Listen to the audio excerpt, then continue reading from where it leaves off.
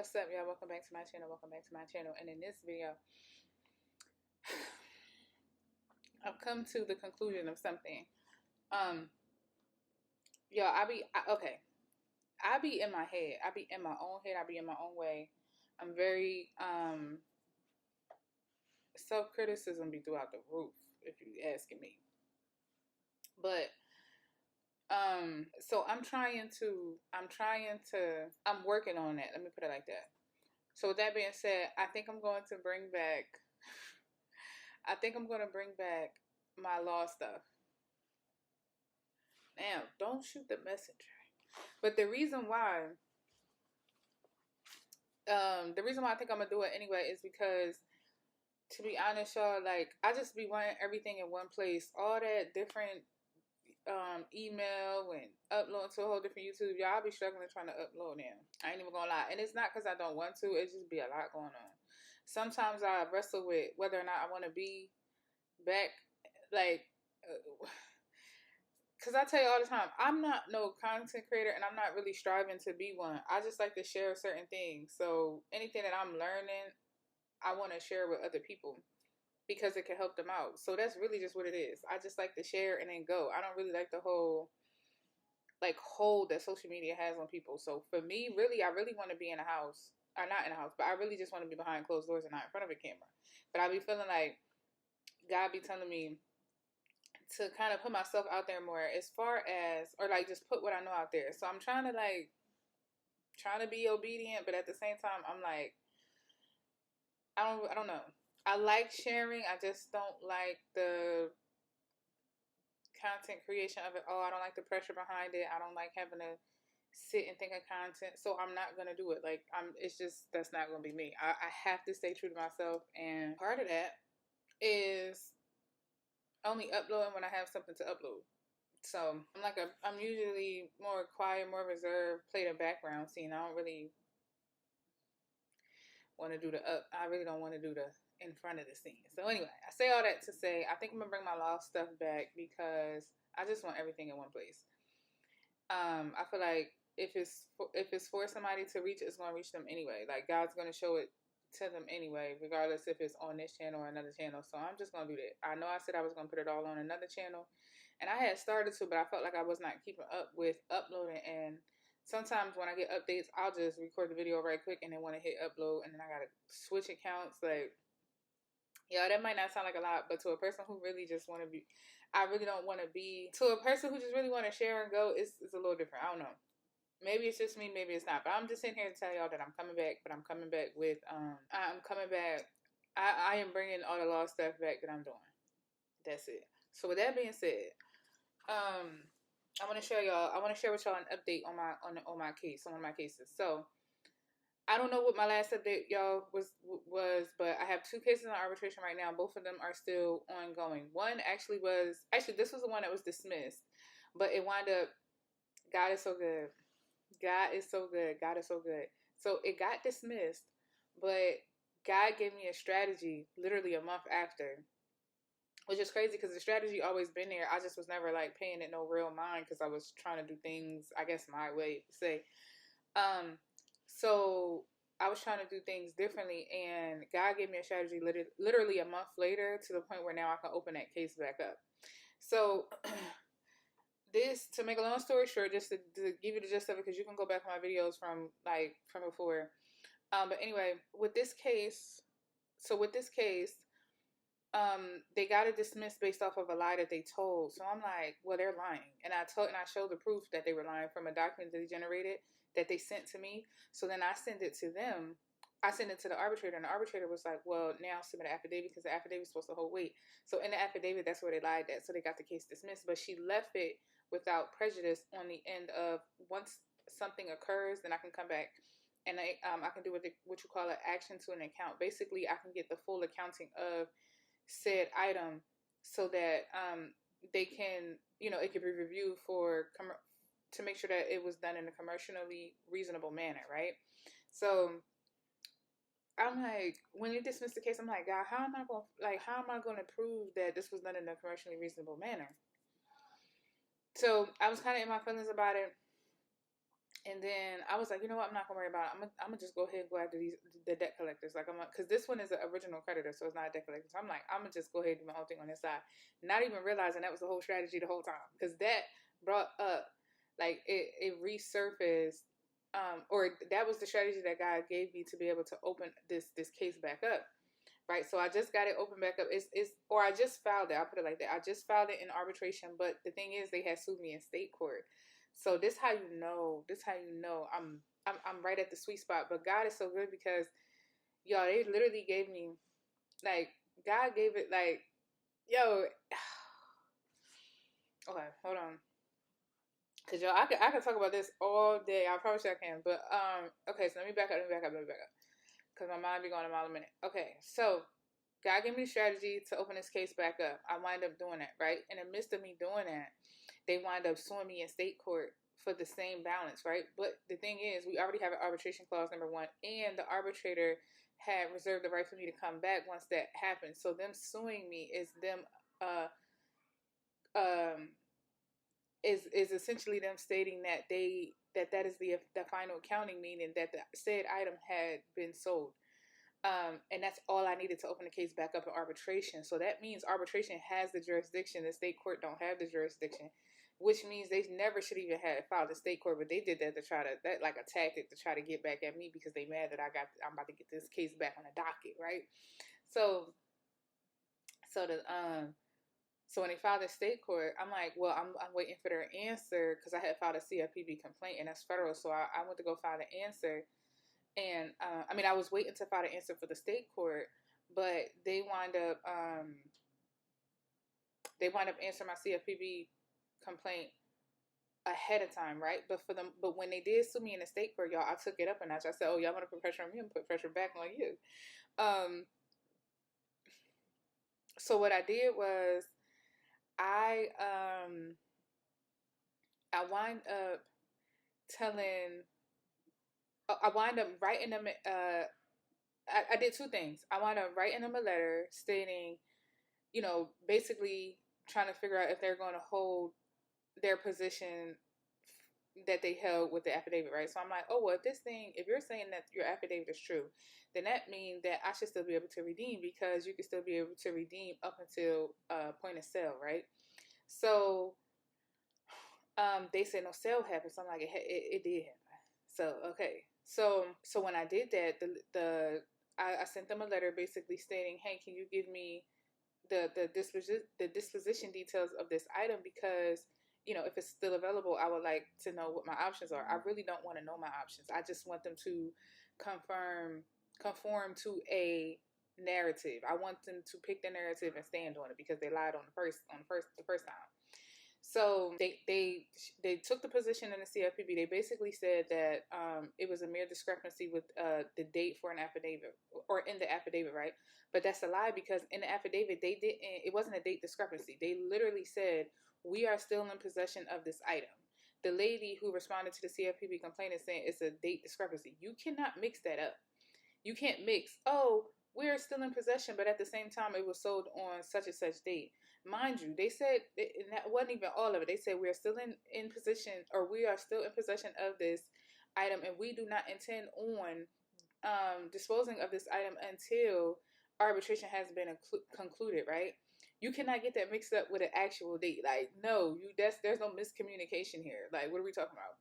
Mind you, this is supposed to be somebody who had personal knowledge. So if you sat here and submitted a document that for somebody who didn't have personal knowledge, then that's another thing. Like, you know what I'm saying? So that's another thing that looked bad on you. Which then, basically violated my rights for me to be able to litigate properly, which they're going to say in another letter that never happened, but whatever. That's not up to them to decide. It's up to the arbitrator to decide. So she stood on that, and then I wrote back, and I'm like, yeah, no, that's a lie. Because a date discrepancy is one thing, but saying that you still have it, and you always had it, when this was months after being in that type of position, or this was months after the sale had already happened, no. You could have checked the books, which is why when you submit an affidavit, it has to be somebody who has personal knowledge, or that affidavit can become hearsay. So she took their word for it. She dismissed the case. So the CFPB complaint already told them that they're guilty. So I also wrote that letter to them. Y'all, I got that letter yesterday. I got a response, and the response points to the same thing. They put the same dates. It was sold on this day. Um, it was sold on that day. It was the proceeds that they received for the deficiency. All of that pointed to the position that I held from the very beginning, that said item had already been disposed of. Right? So again, they lied. I caught them in that lie, but they were able to get away with it because of the affidavit, because the affidavit holds more weight. So I just got that letter, and it basically states like, oh, there was an internal miscommunication. You cannot internally miscommunicate months after, when you're in a private litigation battle, knowing that an arbitrator asks you to submit an affidavit. At that point, you should be going back and you should be double checking and triple checking and quadruple checking. You should not be just submitting anything. Like, they know how this works. Y'all are lawyers. Like, so I know it's a lie. Stop playing with me. I know y'all lies. Stop playing with me. So I had until, I want to say July 15th to submit my answer to the for the state court. Y'all, I submitted, I want to say July 7th. I submitted it to the state court. I submitted an answer, and I submitted a motion. My motion is a motion to either dismiss the case or stay the case and put it back into its rightful jurisdiction, which is arbitration. And then I also filed the arbitration case myself to let them know I'm not playing with y'all. Because not only did y'all file in the opposite, or in a jurisdiction, or in a place that has no jurisdiction, and y'all know that, I also have the order. I also have them admitting that, acknowledging that the order says that we can go back to arbitration. And then I have now this letter that states that we can go back to arbitration. And they basically was like, this is what happened to this from our records. We acknowledge the fact that you can go back to arbitration. I'm looking like, yo, when I tell y'all God's so good. When I tell you God is so good, y'all, because I told y'all when I first did this case in arbitration, I didn't know what I was doing. I really didn't. I just put myself out there because I was trying to learn a whole nother path, like that sovereignty type stuff. And I really ain't know what I was doing, and really got kind of limited help. Like, I understand the gist of the stuff, but I don't understand how to put the pieces together. And everybody that I be asking or like following or whatever, it be just all over the place. It's not, and I need like structure or whatever. So yeah, I say that to say that I have not been able to really wrap my finger around that whole method, if you will. So when I did this, I just did anything. But then God told me to amend my original complaint, and then when I amended it, that's when I put that commercially reasonable, and that was the only claim that stayed, and they didn't like that because we could have been handled this back in March, right? So now the case is going to get back open, and she already left the slot open for just the action on the account. So we're strictly going into that. We don't need nothing else other than what happened to this item, right? But here's the thing about it. Now I have, because how the strategy that God gave me was actually through credit reporting, because I'm like, well, y'all, if y'all are reporting the deficiency amount on my credit report, but you submitted an affidavit that say there is no deficiency amount, then that means something's wrong. So there's something fishy in the water. So I got to catch it, right? So that's how originally I was able to trap them in whatever lie, the lie that they told. The thing is, the line of the affidavit holds weight, and then you stop me from being able to litigate properly because you lied to an arbitrator. They call it a tribunal. I might be saying that all types of wrong, but you lied to the people to get the case dismissed incorrectly, and to me that's willful. That's willful negligence or willful misrepresentation. And in New Jersey, there's a law that says, if you can prove the fraud, which that to me can go under fraud, because you falsified a document. Like you sat here, or not falsified, but you lied in this document and to say that it was actually true. Now, mind you, the sale happened in June of 2025. They submitted the affidavit September, October of 2025. So you had months in between to figure out. Not even you had months in between. You had months since the thing actually had been sold, so y'all knew. But again, when you submit the affidavit, they should have double checked that prior to even like submitting this affidavit, and they did not. So y'all just either you gonna claim that you was being lazy, but still you still submitted a document. Like, that's not going to fly with an arbitrator. Oh, I was just being lazy. Like, you know, she specifically asking somebody who has firsthand knowledge on what happened with the item, or what will happen with the item. And so because of that, you know, that holds a lot of weight. She already told y'all what she wanted. And she dismissed it on the basis of she thought that the item was never sold because she taken the word of the affidavit. So because now it's going to look like that's not the truth, now you have an inconsistency. You have two people from your company stating that the item was sold back in June of 2025. Both of them also say the proceeds that they received. Both of them also say the deficiency balance that is left. And all of that points to, again, my position that I held from the beginning, which means I was telling the truth the entire time.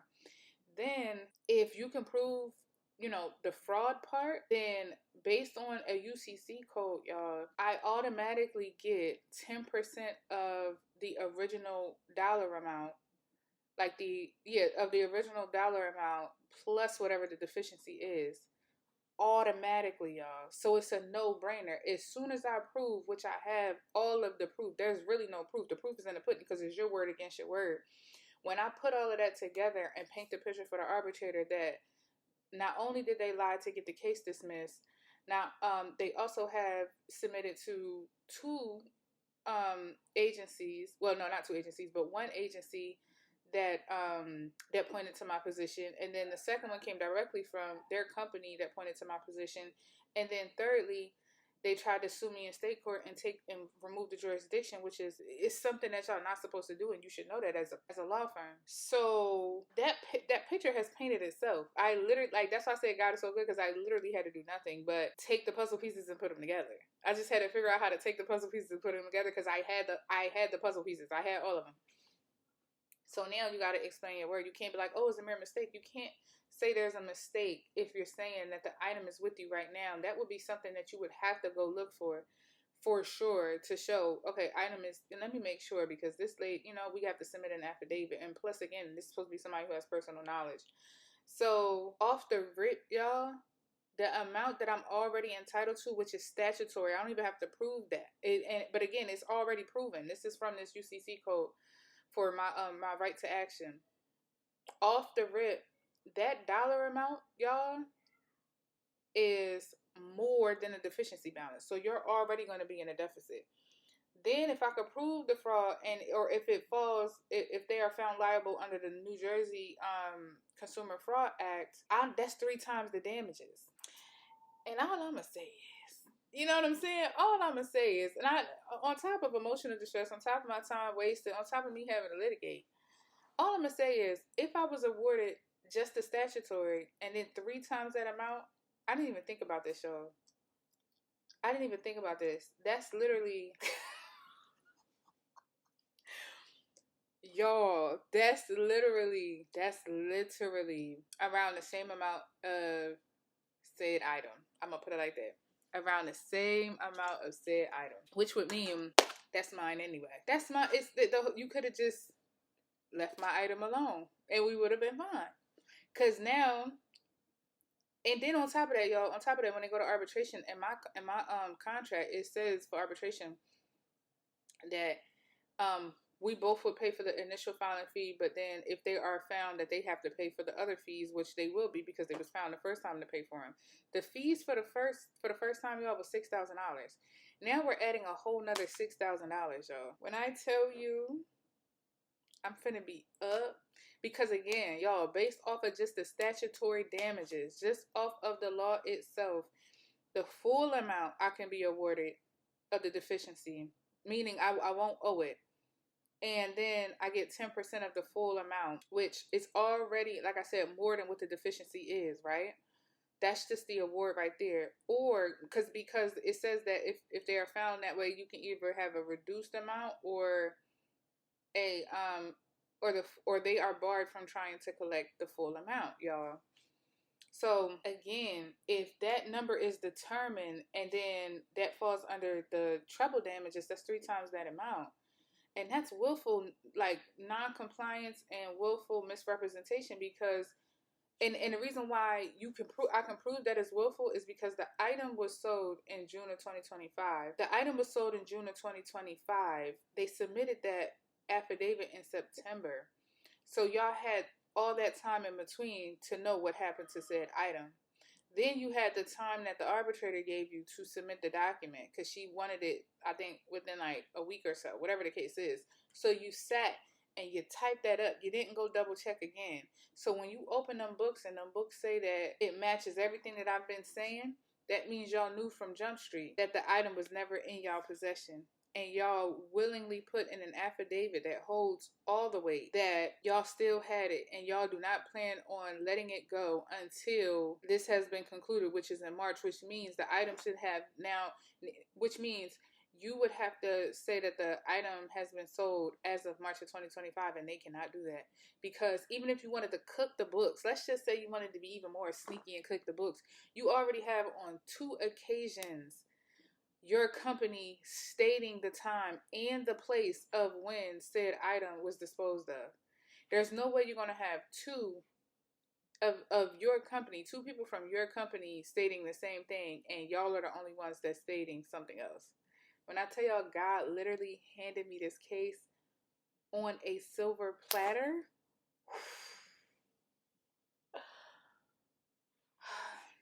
All I'm going to say is God is so good. Stay the course. Y'all, I'm bringing all my law stuff back. I'm bringing it all back. It's going to all be in here. I told y'all this is going to be a dumping ground of everything. Do you understand me? We're going to have makeup. We're going to have discussions. I'm going to be doing my daughter's hair. I might even do my hair again. I already got a video of me doing my hair from years ago when I was straightening it.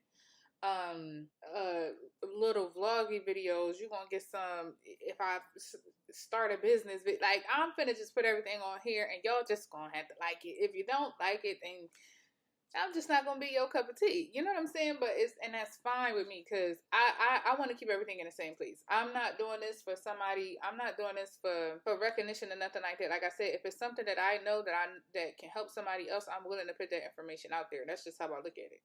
And that's what I'm going to continue to keep doing. I'm not going to push myself no further and make it like, because I don't like the performative stuff. I've never been that type of person. And honestly, the closer I get with God, I'm like, we're not even supposed to be performing anyway for people. Like, you know what I'm saying? You ain't supposed to be impressing nobody anyway but God. So I'm really leaning more on that anyway. So when it starts to feel a little bit inauthentic to me, I can't do it. I'm telling you, y'all gonna see it's gonna look crazy. So law is literally something that I like. I don't really put myself in a box. If I like something, I'm going to share it. If I don't, then I'm just not. It is what it is. So yeah, y'all, that's my update on this case. I'm going to bring all of that stuff back over here. My other case, it's really just being dragged, but it's really not nothing to kind of go over. I can make another, like a short. Most of the time it's going to be shorts anyway too, because I kind of do those as the updates kind of come in. So yeah, y'all. If y'all like this video, don't forget to like, comment, and subscribe, and stay tuned for your girl, because y'all, I'm bringing it all back. This law stuff, because when I tell you, it's so interesting. It's so interesting now. I can't even, like, I just can't wait to the outcome. And y'all, I already know the outcome. I feel like God already showed me the outcome. I'm not gonna lie to you. I'm not gonna lie. But I'm just excited to see where he takes me, because it's also bringing me to a whole different path that I'm going to talk to in another video. With this whole, like I said, sovereignty, citizen type stuff. That's the best way I can kind of describe it, because I feel like I'm finding little nuggets here and there, but I just haven't had no success with it. So when I get success, I'm going to go all in, and y'all going to see.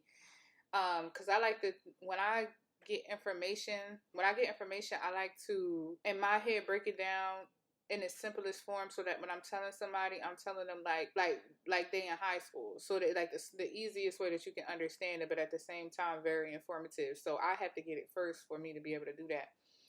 And right now, I get the overall picture, but I don't get what the processes look like to actually get remedy. So I'm diving deeper a little bit more into that, and once I get that, y'all, it's gonna be up from there. So if y'all like this video, don't forget to like, comment, and subscribe, and I will see y'all in my next one.